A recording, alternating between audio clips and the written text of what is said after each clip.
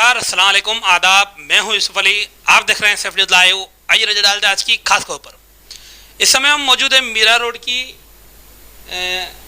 सिनेमेक्स क्षेत्र में। यहाँ की ये छापरिया श्री छापरिया भैरव ज्वेलर्स नामक दुकान में। यहाँ हमारे साथ दुकान के मालिक है और इनके साथ अभी कुछ घटा है जिसकी ये जिक्र करेंगे। हम इनसे मुलाकात करने आए हैं, जानेंगे कि क्या कुछ मामला है। हमने जो भी इनसे बातचीत की तो उसमें उन्होंने बताया कि किस तरह से ये सोना व्यापारी है, ज्वेलर्स व्यापारी है और ज्वेलर्स व्यापारी होने के नाते इनके पास एक कस्टमर आता है, कस्टमर का इन्होंने सोना खरीदा तो उसके बाद इनको क्या क्या परेशानियां झेलनी पड़ रही है, उस पर इनकी क्या कुछ इनका कहना है, सुनते हैं। सर, आपका नाम क्या है? महेंद्र लोटा। आपकी ये दुकान श्री छापरिया भैरव ज्वेलर्स कितना टाइम से चला रहे हो? 10 साल से। अभी क्या मामला हुआ कि आप परेशान दिख रहे हैं, क्या हुआ? अभी मैंने एक कस्टमर है बाजू की बिल्डिंग में, तो मैंने सोना खरीदा। मतलब उनके अचानक जरूरत, मतलब रोज़ का कस्टमर है ऐसा, तो रोज़ आता जाता है, बाजू की बिल्डिंग में ही है। तो अचानक उनके पिताजी बीमार थे, ससुर बीमार थे, तो सोना बेचने को आई। तो सोना हमने 3-4 बार सोना लिया। कितना सोना था? टोटल मिला के 184 ग्राम था। और मैंने टोटल एक साथ में नहीं लिया, टुकड़ा टुकड़ा में टोटल 184 ग्राम लिया। और वो भी मतलब ऑनलाइन पेमेंट किया मैंने, और पैन कार्ड, आधार कार्ड सब लिया। और उनको पूछा भी है कि ये भाई किसका सोना है, तो कि मेरे शादी में आया हुआ है। और आपने सोना लिया तो कोई रसीद वगैरह दी उनको? मैंने बिल बनाया, साइन लिया, ऑनलाइन पेमेंट किया। फिर क्या हुआ? फिर वो अचानक मतलब 4-5 दिन बाद में मतलब पुलिस आए, बोला कि इनका कंप्लेन है कि आपको सोना बेचा। हमने कहा बेचा, लिया क्या हो, लिया मैंने। फिर बोलते हैं कि अचानक मतलब मेरे को 7:30 बजे बंजारे साहब आए सब साथ में, और मेरे को ज़बरदस्ती लेके गए, अभी का भी चलो, और DVR बुक सब लेके गए। नहीं, मतलब पुलिस का क्या कहना था? सोना लिया तो क्या चोरी का कोई कंप्लेन था? हाँ, बोले, मेरे को बोला FIR थी। किसने दर्ज करवाया FIR? वो सास ने कराया, बहू ने चोरी की, सास ने कंप्लेन किया। मतलब घर में बहू ने लाके आपके पास बेचा और उनकी सास की कंप्लेन थी कि मेरे यहाँ से सोना चोरी हुआ, तो उस पर बहू को साथ में पुलिस लेकर आई और उन्होंने बताया बराबर उन्होंने बेचा भी था, आपने लिया भी। आगे क्या हुआ? आगे फिर मैं मतलब वो 7:30 बजे मेरे को लेके गए। फिर करीब रात को 4 बजे तक मेरे को बिठाया, और मेरा तबीयत भी बहुत ख़राब था उस टाइम पे। और अचानक मेरे को फिर 150 ग्राम में सोना भी मतलब भरा, 150 ग्राम, और मेरे से 5 लाख का डिमांड भी किया। तो मैंने 2 लाख रुपया दिया, क्योंकि मैं परेशान हो गया था, मेरी तबीयत ज़्यादा ख़राब था। तो मेरे को कैसा भी करके मैंने करके 2 लाख रुपया कैश भी दिया। किसको दिया 2 लाख रुपए? बंजारे साहब को दिया।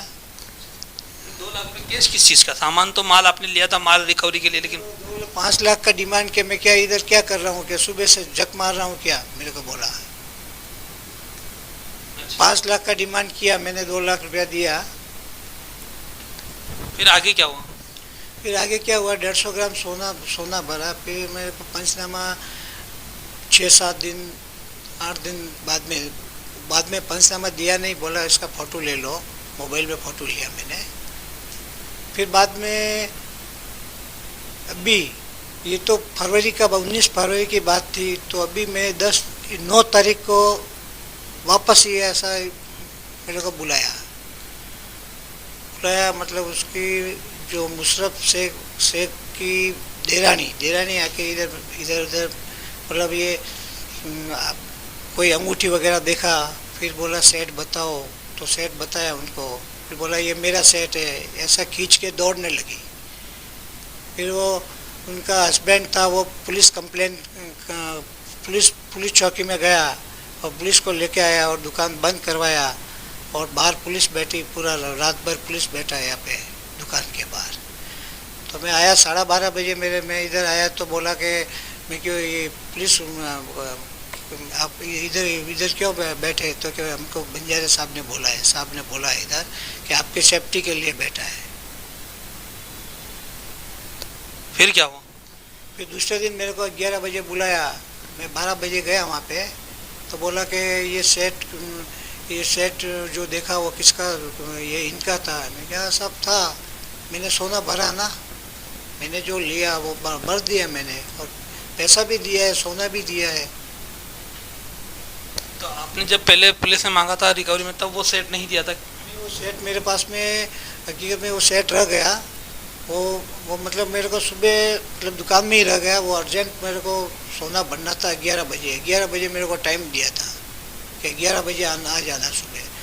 तो मैंने 20 तारीख को 11 बजे 2 लाख रुपया दिया और सोना दिया।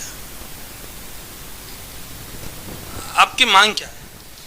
अभी हमने पैसा दे के सोना खरीदा, और वो कोई चोर नहीं था, घर का मैटर था, और बहू ने चोरी की, जो कि वो चोर नहीं है, जो कि बाजू में रहते हैं, हम पहचानते हैं, इतना टाइम से हम देखते आते जाते हैं। और बहू ने चोरी की, सास से कंप्लेन लिखा के वो हमारे से ये मैटर किया है, मतलब वसूली की है। तो हमको हमारा सोना आना चाहिए, पूरा हमारा माल मिलना चाहिए हमको, क्योंकि घर का मैटर है, ये चोर नहीं है और चोरी का माल नहीं है ये। आपके पास क्या क्या एविडेंस है कि आपने पैसा रोकड़ा दिया, उसका कुछ स्टेटमेंट वगैरह है क्या? मेरे पास में है, ऑनलाइन पेमेंट किया मैंने बिल बनाया, साइन करवाया, पैन कार्ड लिया, आधार कार्ड लिया, और सब उनको पूछा भी है। तीसरी बार आया तो मैंने पूरा पूछा, ये सोना आपका ही है? तो कि हाँ, मेरा ससुर बीमार है और इमरजेंसी सोना बेचना पड़ रहा है, कि मेरे शादी का है ये। बात करते श्री छापरिया भैरव ज्वेलर्स के मालिक से, जैसा इन्होंने अभी तक बताया, आपने सुना और समझा। जैसा हमने इनसे बात की तो इन्होंने हमको भी वही कुछ चीज़ बताई। हमने जब वेरीफाई करने के लिए पहले कागज़ वगैरह देखे तो वो यहाँ है। इनका ऐसा कहना है, इनका ऐसा आरोप है कि ये मामला जब हुआ, फरवरी का ये मामला है, फरवरी में एक कस्टमर इनके पास आती है जो यहाँ आसपास की ही रहने वाली है। वो आके, जिनको ये पहचानते हैं, रोज़ देखते हैं, वो आके इनको कहती है कि मेरे ससुर की तबीयत ख़राब है और मुझे अपना सोना बेचना है। तो टुकड़े टुकड़े में लाकर वो सोना बेचती है। उनको ये बाकायदा ऑनलाइन जीपे, RTGS, ऑनलाइन मोड से बाकायदा वाइट में पैसा उसको देते हैं। बाद में अब ये क्या मामला था, वो कहाँ से सोना लाई थी, नहीं लाई थी, इसका इन्होंने पूछा नहीं, क्योंकि वो कस्टमर इनके नज़दीक की है, ये उनको जानते हैं। और उसने ये कहा था कि उसके ससुर बीमार हैं, लेकिन इन्होंने उससे बिल मांगा नहीं। लेकिन तो इनका ये फॉर्मेट है, इस फॉर्मेट में इन्होंने हर एक बार, जितनी बार वो आई है, तारीख वाइज उसकी एंट्री की, हर एक दिन का अलग अलग बिल बनाया, कितना पैसा दिया, वो जीपे दिया, कैसे दिया, वो उन्होंने एंट्री किया, इंदराज किया। यानी कि इन्होंने जो माल खरीदा, सामान खरीदा, तो चाहे कस्टमर का बिल इन्होंने नहीं मांगा, लेकिन इन्होंने खरीदी का अपना बिल बनाया कि मैं ये इस समय इस व्यक्ति से खरीद रहा हूँ। उसका आधार कार्ड, पैन कार्ड इन्होंने लिया, और उसको इन्होंने जो इस पर जैसा लिखा हुआ है जीपे किया, वैसा ही बैंक स्टेटमेंट में वो पैसा, बैंक स्टेटमेंट में वो ट्रांजैक्शन दिख रहा है। तो कहीं ना कहीं ये करने के बाद जब ये मामला हुआ, तो एक परिवार का कोई चीज़ चोरी होता है समझो, और उसी परिवार का सदस्य अगर किसी दुकान पर जाकर बेचता है, तो ये दूसरी चोरी जैसी चोरी नहीं है। जैसे सामान्य कोई चोर आता है, आदतन अपराधी, वो चोरी करता है, वो उस मामले जैसा ये मामला नहीं है। इस मामले में अब जब इन्होंने पैसा दिया और वो सामान लिया, तो अगर चोरी की शिकायत गई पुलिस के पास, तो पुलिस को क्या करना चाहिए था कि जो कंप्लेनेंट है उनके बीच और जो इनको माल बेच के गए, यानी कि वो सास बहू, उन दोनों के बीच बिठाकर पुलिस को बात करनी चाहिए थी, और इनको वापस वो माल देना है, क्योंकि वो माल बेचने के लिए वो सास जो जिसका कंप्लेनेंट है वो तैयार नहीं है, तो उनको वापस देना है। लेकिन इन्होंने जो ट्रांजैक्शन किया है, पैसा दिलवाना चाहिए था पुलिस को। उसकी जगह जो जिस तरह से सामान्य चोरी के मामले होते हैं, उस तरह का मामला पकड़कर इनसे वो माल की वसूली की गई। इनसे वो माल वसूली किया जाकर, ठीक है, वो एफआईआर हुई है और कानूनी प्रक्रिया है, तो हम उस प्रक्रिया में कुछ पुलिस की प्रक्रिया पर सवाल नहीं उठा रहे हैं। लेकिन वो माल लेने के बाद में जैसा इन्होंने आरोप लगाया कि 2 लाख रुपए भी लिए गए, और साथ ही साथ दोबारा कुछ दिनों बाद में फिर उस महिला के रिश्तेदार आते हैं, वो ग्राहक बनकर आते हैं। ग्राहक बनकर आने के बाद में वो यहाँ बोलते हैं ये चीज़ हमारी है, ऐसा है। वो उनसे इस चीज़ को लेकर फिर पुलिस कंप्लेन करते हैं और फिर से इनको प्रताड़ित किया जाता है। तो कहीं ना कहीं ये जो मामला है, दूसरे चोर जो जिस तरह से लाकर माल बेचते हैं और चोरी का माल खरीदते व्यापारी, जो गलत है, व्यापारी को चोरी का माल नहीं खरीदना चाहिए, लेकिन ये उस तरह का मामला नहीं है। ये सोचकर पुलिस को इनके साथ न्याय करना चाहिए था, लेकिन कहीं ना कहीं ये दिखाई दे रहा है कि पुलिस ने इनके साथ समुचित न्याय नहीं किया। अब ये अपनी आवाज़ बुलंद कर रहे हैं। इन्होंने हमको जरिया बनाया, हम भी इनकी आवाज़, इन्होंने जो कुछ बताया आपको दिखाया। साथ ही साथ इन्होंने इस मामले में वरिष्ठ लेवल तक लेटरबाजी की है, पत्र व्यवहार कर रहे हैं। ये वरिष्ठ अधिकारियों को पत्र व्यवहार करेंगे।